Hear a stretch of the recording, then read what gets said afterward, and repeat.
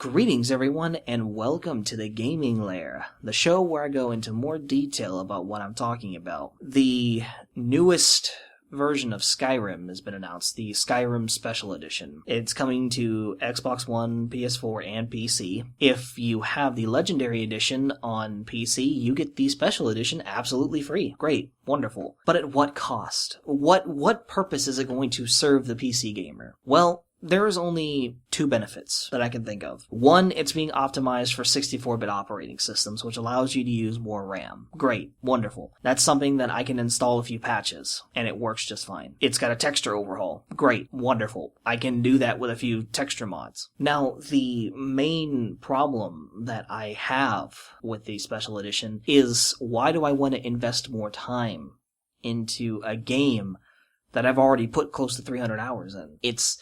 It's sort of counterproductive, so to speak. This version of Skyrim is going to be geared more towards the consoles, because the console modder, or the console owners, are finally going to be able to get Skyrim with mods. And if we remember everything that happened from the Fallout 4 fiasco, it's going to happen again. And I really hate to say it, but it's going to happen. Now, honestly, am I happy that they're remastering Skyrim? Not really. I would much rather have a Morrowind or Oblivion remastered, to be honest with you, than a Skyrim remastered.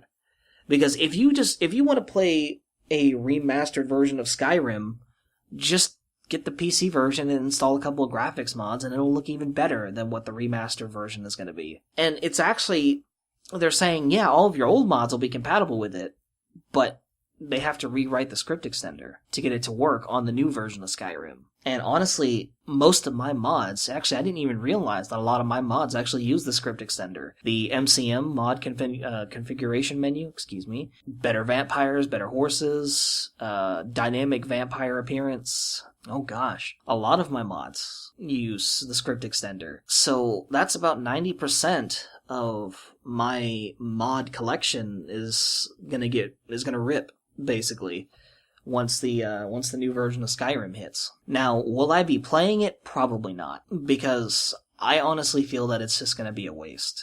It's going to be great that it's going to be optimized for 64-bit operating systems, but I mean, come on, Bethesda. Give us an Oblivion remastered. But honestly, if you want to play a remastered version of Oblivion, there's already a mod being made for it called, there's Skywind, which is a remastered version of Morrowind in the Skyrim engine. And then there's Skyblivion, which is a remastered version of Oblivion on the Skyrim engine. I almost forgot. But this does bring up an interesting point about remasters, and that's kind of the whole theme of this episode. Remasters. You know, the 8th generation of consoles has been nothing but remasters. I mean, I take that back. No, there has been a lot of great games that have come out on the consoles, but there has been a lot of remasters. A lot of them have not been that good and have had terrible launches. For example, the Master Chief Collection. I was excited to get it because it was Halo 2. Halo 2 was some of the best years of my life with that game, and 343 Industries just completely blew it. It was just terrible. Within the first week, it wasn't fun anymore, and that's why I feel that remasters are kind of redundant. But there is a mod that I have been playing for Halo Custom Edition called Halo SP, and the mod is not a remastered. It's what 343 should have done with the game. Halo Custom Edition SP is a mod that brings in not only a texture update, but it also brings in weapons from all the other Halos. And that's what excites me about third-party modders that can just remaster stuff. And see, this is what I wish that console companies would allow, or console developers, I should say, would allow the community to do. Let the community remaster the game, and let them put it out for free, and let the community build off of that.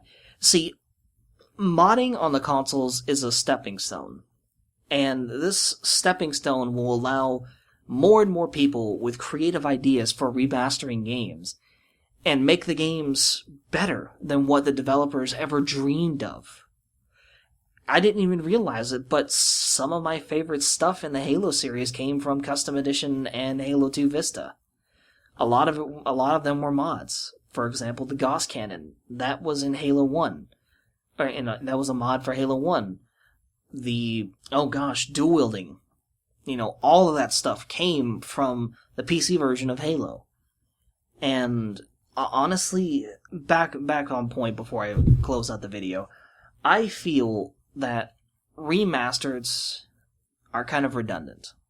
Yes, it's great that they're bringing it up to 1080p 60 frames per second, but at what cost? You're paying between $40 and $60 for the same game, just at better pixels and better frame rates. That's it. You get nothing innovative. I mean, at least when some developers tried to bring new stuff into the old, at least it was interesting. But otherwise it's just remasters are redundant. Anyways, I hope you guys enjoyed this episode of The Gaming Lair. This is the 5th time that I've had to do the recording, so I hope you guys enjoyed the premiere episode. Be safe out there, and I will see you guys next time. Have a good one.